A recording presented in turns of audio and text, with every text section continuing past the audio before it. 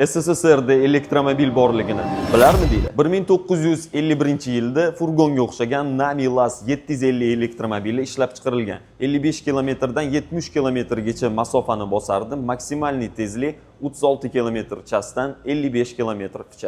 Undan keyin 1975-yilda ko'pchilik taniydigan Jiguliga o'xshagan elektromobil ishlab chiqarilgan. VAZ 2801, maksimal tezlik 87 km/ch, zapas xoda 100 km.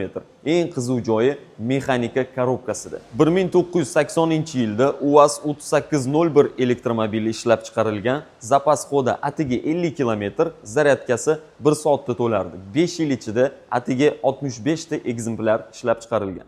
Zaporoj ZAZ 968 elektr 1980-yilda ishlab chiqarilgan, maksimal tezlik 80 km/ch, zapas xoda 100 km, bitta dona ekzemplyarda ishlab chiqarilgan. Moskvich bazasida 1989-yilda nomini qaranglar. AZLK 2141E, maksimal tezlik 90 km/ch, zapas xoda 90 km, zaryadkasi 8 soat ichida to'lardi.